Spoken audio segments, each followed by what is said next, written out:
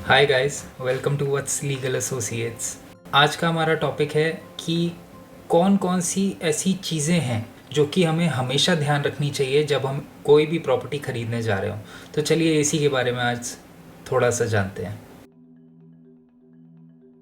तो सबसे पहला फैक्टर जो हमें ध्यान रखना चाहिए जब भी हम अपने ड्रीम हाउस या अपने किसी घर को ख़रीदने जा रहे हो, तो सबसे पहली चीज़ जो हमें देखनी है वो हमें ये देखनी है कि क्या वो प्रोजेक्ट रेरा रजिस्टर्ड है या क्या वो बिल्डर रेरा रजिस्टर्ड बिल्डर है या नहीं है। उसके साथ साथ हमें ये भी ध्यान रखना चाहिए कि क्या उस रेरा रजिस्टर्ड बिल्डर या रेरा रजिस्टर्ड प्रोजेक्ट का रजिस्ट्रेशन एक्सपायर तो नहीं हो गया है, और इवन दो क्या वो रेरा रजिस्टर्ड नंबर उन्होंने अपने एडवर्टीजमेंट में भी शो कर रखा है, अपने ब्रोशर में भी शो कर रखा है या नहीं कर रखा है। ये दोनों चीज़ भी आपको ध्यान रखनी पड़ेगी, क्योंकि रेरा रजिस्ट्रेशन नंबर से आप कभी भी उस प्रोजेक्ट का स्टेटस ऑनलाइन रेरा की वेबसाइट पर जाके भी निकाल सकते हैं। दूसरी चीज़ जो हमेशा ध्यान रखनी चाहिए वो ये रखनी चाहिए कि जब भी आप कोई भी प्रोजेक्ट में विज़िट कर रहे हैं तो उस प्रोजेक्ट में विज़िट करने से पहले या उस प्रोजेक्ट में विज़िट करने के बाद अपनी रिसर्च ज़रूर करें। और वो रिसर्च आप ऑनलाइन कर सकते हैं। आजकल ऑनलाइन बहुत सारी इन्फॉर्मेशन अवेलेबल है, तो ऑनलाइन ज़रूर आप अपनी रिसर्च करिए और उसमें ये देखिए कि उस प्रोजेक्ट का वेरीफाइड लेआउट क्या है, उस प्रोजेक्ट के कंप्लीट होने की टाइमलाइन क्या दे रखी है, और क्या वो प्रोजेक्ट अप्रूव्ड है कंसर्न्ड अथॉरिटी से या नहीं, और उसके डेवलपर का ट्रैक रिकॉर्ड ज़रूर आप रिसर्च करिएगा, क्योंकि ये सारे फैक्टर्स जो हैं ये आपको हेल्प करेंगे फर्दर ये जानने में कि वो प्रोजेक्ट का स्टेटस एट द एंड है क्या। तीसरी चीज़ जो हमेशा आपको ध्यान रखनी चाहिए कि क्या वो प्रोजेक्ट एक लीगल और सर्टिफाइड वे में डेवलप हो रहा है कि नहीं हो रहा है, क्या उसकी जो लैंड की रजिस्ट्री है वो प्रॉपर है या नहीं है, क्या वो अथॉरिटी से पास है या नहीं है, आगे जाके उसका फ्यूचर क्या है, क्या उसके ड्यूज़ अथॉरिटी के साथ सारे क्लियर हैं या नहीं हैं, क्या वो रजिस्ट्री करने के लिए एलिजिबल है आगे जाके या नहीं है। ये सारी चीज़ें भी अपनी पहले से ही क्लियर कर लीजिएगा। चौथा फैक्टर जो हमेशा ध्यान रखना है आपको वो ये रखना है, जिस भी प्रोजेक्ट में आप इन्वेस्ट करने जा रहे हैं या अपना ड्रीम हाउस परचेज़ करने जा रहे हैं, उसका करेंट स्टेटस ज़रूर टाइमलाइन के साथ मैच करिए। मतलब कि बिल्डर हमेशा अपने प्रोजेक्ट का एक क्वार्टरली प्रोग्रेस रिपोर्ट अपलोड करते हैं रेरा की वेबसाइट पे। इवन दो ऑनलाइन आजकल बहुत सारी फैसिलिटीज़ अवेलेबल हैं और बहुत सारी इन्फॉर्मेशन अवेलेबल है, तो उस इन्फॉर्मेशन को गैदर करके आप वॉच करिए कि उसकी टाइमलाइन क्या है प्रोजेक्ट के बनने की।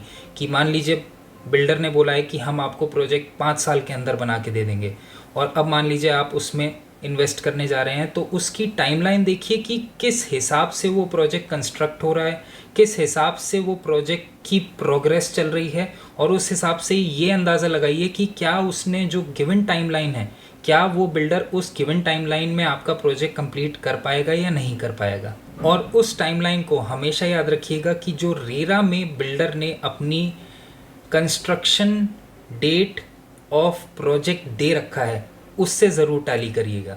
इसके अलावा पांचवा पॉइंट जो है वो है CLP plan, construction link plan जिसे हम बोलते हैं। अगर कोई बिल्डर कंस्ट्रक्शन लिंक प्लान के हिसाब से आपसे अग्रीमेंट करता है और आपसे पेमेंट के बारे में कहता है, तो हमेशा उस कंस्ट्रक्शन लिंक प्लान के हिसाब से ही पेमेंट करिएगा। ऐसा कभी मत होने दीजिएगा कि बिल्डर आपसे अननेसेसरी डिमांड कर रहा है बिना कंस्ट्रक्शन की माइलस्टोन हासिल किए, और आप उसे बिना बात के पे कर रहे हैं, क्योंकि इसमें क्या होगा, इसमें आप ही का लॉस होगा, इसमें बिल्डर का कोई लॉस नहीं होगा। छठा पॉइंट हमेशा याद रखिएगा कि वो हर एक एनकम्प्रेंसेस से फ्री हो, मतलब कि उस पर कोई लीगल ड्यूज़ ना हो। सातवां पॉइंट आपको हेल्प करेगा ये जानने के लिए कि उस बिल्डर का ट्रैक रिकॉर्ड कैसा है। वो है कि हमेशा उस बिल्डर के पास्ट के प्रोजेक्ट जो उसने बनाए हैं उसकी ज़रूर ट्रैक रिकॉर्ड रखें। आठवां पॉइंट है कि हमेशा जिस भी प्रोजेक्ट में आप इन्वेस्ट करने जा रहे हैं उसमें इन्वेस्ट करने से पहले उनका लीगल अग्रीमेंट, जिसे हम बिल्डर बायर अग्रीमेंट कहते हैं, उसको ज़रूर पढ़ें। As per the RERA act जो बिल्डर बायर अग्रीमेंट है वो अग्रीमेंट वन साइडेड नहीं होना चाहिए। इससे रिलेटेड सुप्रीम कोर्ट की एक साइटेशन भी है जो कि मैं आपको यहाँ पे स्क्रीन पे शेयर कर दूँगा, इसको गो थ्रू ज़रूर करिएगा। स्पेसिफिकली यूपी रेरा में एक model builder buyer agreement RERA की वेबसाइट पे अवेलेबल है, जिसको आप गो थ्रू कर सकते हैं। और गवर्नमेंट ने वो मॉडल बिल्डर बायर अग्रीमेंट इसीलिए इशू किया है जिससे कि सारे बिल्डर्स जो यूपी के अंदर प्रोजेक्ट डेवलप कर रहे हैं वो उस बिल्डर बायर अग्रीमेंट को फॉलो करते हुए ही अपना बिल्डर बायर अग्रीमेंट बनाएं। और 10वां पॉइंट आप सबको पता ही है, जैसे मैं ये वीडियो बना रहा हूँ ऐसे ही आप लीगल एक्सपर्ट से ज़रूर सलाह लें। प्रॉपर्टी लॉयर्स से कंसल्ट करने का सबसे बड़ा एडवांटेज ये होता है कि आप कोई भी डूबते हुए प्रोजेक्ट या कोई भी इलीगल प्रोजेक्ट में इन्वेस्ट करने से बच जाते हैं। तो ज़रूर प्रॉपर्टी लॉयर से या कोई लीगल एक्सपर्ट से सलाह लें, जिससे कि आप अपने हार्ड अर्न मनी को इन्वेस्ट सही जगह करें। इधर उधर इन्वेस्ट होगा तो आपको तो बुरा लगेगा ही लगेगा, उसके साथ साथ हमें भी दुख पहुंचेगा कि क्यों हम आपके लिए इस टाइम पे काम नहीं आ पाए। तो प्लीज़ एक लीगल एक्सपर्ट या एक प्रॉपर्टी लॉयर या एक प्रॉपर्टी एक्सपर्ट से ज़रूर सलाह लें। तो ये फैक्टर्स जब भी आप प्रॉपर्टी ख़रीदने जाएं तब ज़रूर ध्यान रखें। अगर कोई प्रोजेक्ट अंडर डेवलपिंग स्टेज है तो उस प्रोजेक्ट की टाइमलाइन ज़रूर देखें। और अगर कोई डेवलप्ड प्रोजेक्ट है तो उस प्रोजेक्ट में बिल्डर से ये ज़रूर पूछें कि उनके पास उस प्रोजेक्ट का OCCC आ गया है कि नहीं आया है। OCCC अगर आपको नहीं पता या OCCC क्या होता है ये जानना है तो उसका लिंक मैं आपको यहाँ पॉपअप आइकन में दे दूँगा, उस वीडियो को ज़रूर देखें। या फिर मेरे चैनल पे OCCC क्या होता है उससे रिलेटेड मैंने एक वीडियो बना रखी है, वो ज़रूर देखें। सो आई होप कि आपको ये वीडियो पसंद आई हो। Please do share and like this video. इसको इतना शेयर करिए कि कोई भी गलत प्रोजेक्ट में इन्वेस्ट करने से बच जाए।